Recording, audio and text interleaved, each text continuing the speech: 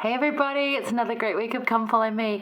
This one's actually got so much in it that we could only cover like this much. So I really did prayerfully select this week. I honestly do every week, but I really did have to think about this week what is going to be best for those that listen. And maybe it's not going to be the best thing for you individually, but for someone out there, I feel this is going to just really pop for them. So hopefully we're on point. Follow the Spirit, it's the best I could do. All right. So we're in Luke 12 to 17 and then John 11. Now you'll notice that Luke 12 and 13 covers things that we've already covered in Matthew and Mark. So read through them because it recaps everything and gives you that, that follow-up, if you will. And totally worth doing that because if you go over things more, remember that repetition will help it stick in your brain. So definitely read it. Well, we're going to start on Luke 14, verses 12 to 14. And this is a concept of Jesus that he teaches in the gospel called radical generosity. It's quite interesting. So what happens here is he tells this parable. What verse did I say? 12 to 24. Yes, it starts off in 12. So this is right after he's healed on the Sabbath again, and the Pharisees, as we've discussed, have just gone nuts over it and said, no, you can't do that. It's terrible. And so they're trying out to get them. So he tells them this parable because they're thinking to themselves, this is the way they live, is that they're the best and they're not sinning because they're keeping all the rules. And so they're the ones that are entitled to the blessings of heaven, not anybody else. And what Jesus teaches here is that everyone has a place, and they really don't like that. But that's what he teaches. So it starts off in 12. But the parable starts in 16. And goes through to 24. So this is about a great supper. Now, sometimes it's called the parable of the great supper. Sometimes it's called some other names, but you might know it as that. So the servant gets bid to go out, he's invited all these people. They all said they were going to come, and yet nobody turned up. So he's like, well, go find who said they were going to come, and why aren't they here? And in 18 you say, and they all with one consent began to make excuse.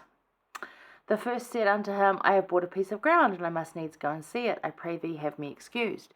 And another said, I have bought 5 yoke of oxen, and I go to prove them. I pray that have me excused. And in 20, and another said, I have married a wife, and therefore I cannot come.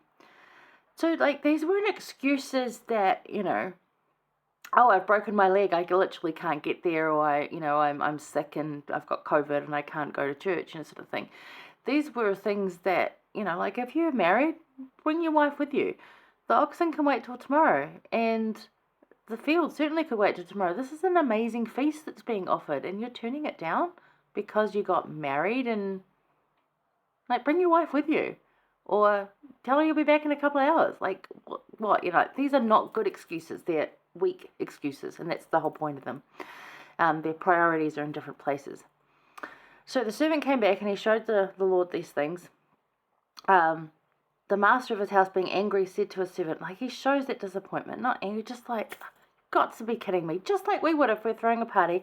Everybody said they were coming, and then they sent the most weakest excuses oh yeah, I've got to wash my hair, or I'm going to have a nap instead, nothing wrong with a nap or washing your hair. But if it's an important party, maybe it's your 50th birthday or your grandparents' 70th wedding anniversary or something, that's not the kind of excuse to send for that. Do you get, these are important, this is an important feast, and they just couldn't be bothered, really, honestly. They said they'd come in and they couldn't be bothered. So the master says to the servant, go into the streets and the lanes and, bring anybody in. And he says in 21, bring in hither the poor, the maimed, the halt, and the blind. So bring in, so hither is bring close, bring in. The poor, the maimed, so injured or anyone that's not quite whole, having trouble there. The halt, and if you look at the footnote, that'll explain that. So lame, as in has trouble walking or getting around. And the blind, also who has trouble getting around, right? And the servant said, Lord, I have done as they have commanded, and yet there's still room. So he's gone and done this. He's gone out into the streets and gathered all the people that nobody really wanted to talk to, that were begging and whatever, because that's who was going to come. They're like, a feast? Absolutely, we're there. Let's go. And they said, there's still room. And so the Lord said unto the servant, go into the highways and the hedges, and compel them to come in, that my house may be filled. So this is now going out even further away from the house, into the places where, like the ghettos that would be like today, where all the homeless people live, and where the drug addicts are, and the downtrodden and the weak, and bring them in as well. Compel them to come in. And then he says, for I say unto you that none of those men which were bidden shall taste of my supper. So like those that were invited didn't want to come. So no, we're going to have room for all. So there's room for all. He does go on to say, which I don't cover in this, but I will point out because it is an interesting thing. So he goes on to say that the great multitude turned to him, and he's turned to this multitude that was gathered there because he's teaching them as well. And 26, he's talking about, if any man come to me and hate not his father and mother, his wife and children. Now, hate's probably a really strong word there. I wouldn't call it hate. But if you compare it to the Joseph Smith translation at the bottom there, which is really good, it's about, laying aside those people's opinions, or laying aside that thing for a time, so that if your parents say to you, oh, I don't like God, well, it's like, you've got to pick, like you can't serve two masters, and you've got to pick which one's going to work for you.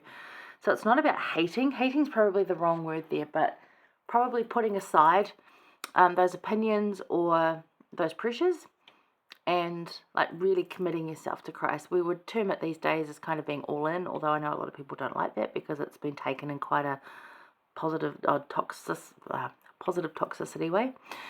We don't mean it like that. We just mean that your effort is consistent. So yeah, anyway, we just wanted to cover that because it's not about hating your family. Jesus does not want you to do that. What he's meaning is, like, they're a priority, yes, but focus on Christ and try and do it as a family. Okay, so there's room at the table. Come to the table. There's room. So radical generosity, a concept strange to the human condition, right? President Nelson just gave this amazing talk about radical generosity, basically covering all the aspects of it.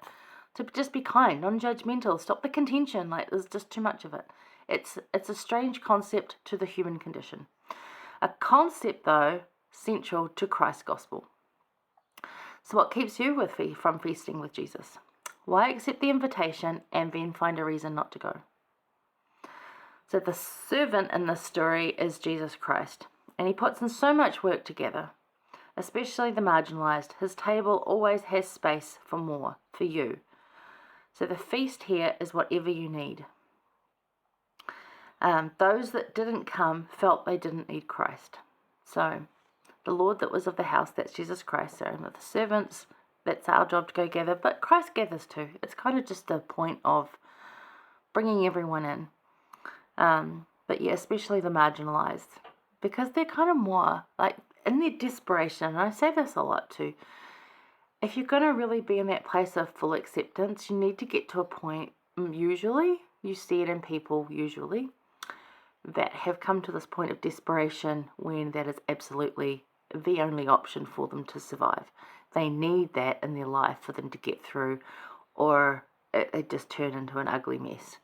And those that choose Christ have that relationship with him, and it's quite beautiful. And sometimes it takes years, and for me it took a while. I've always had a relationship with him, but it hasn't always been as good as it is now. So, don't think it's just going to magically happen. Again, we say this a lot, we talk about this a lot. This is something you've got to work on. But the point being, you're invited to the feast. Don't accept the invitation if you aren't intending to come. So, give it a go. Go check out the feast. What harm is there in checking out the feast? If somebody invites you over to dinner, you're like, yeah, okay, sure. It doesn't mean that you're going to have to go there back, but go and see there's room for you. It's not, this whole parable that he's teaching was trying to teach the Pharisees and the multitudes, in fact, that it's not just for the elite, it's for everyone.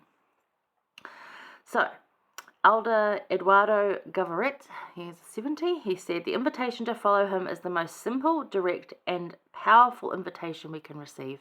And it really is. It's follow Jesus, come follow me. And that's what we teach. This is the whole program that we work on this year. And 4 previous years, we're into year 5. I keep forgetting that, it's so good. Anyway, so that's about that parable. Just know that there is room for everyone at the table. So there you go. All right, hang around. We're going to look at 3 other parables. Really cool ones too. I'll see you there.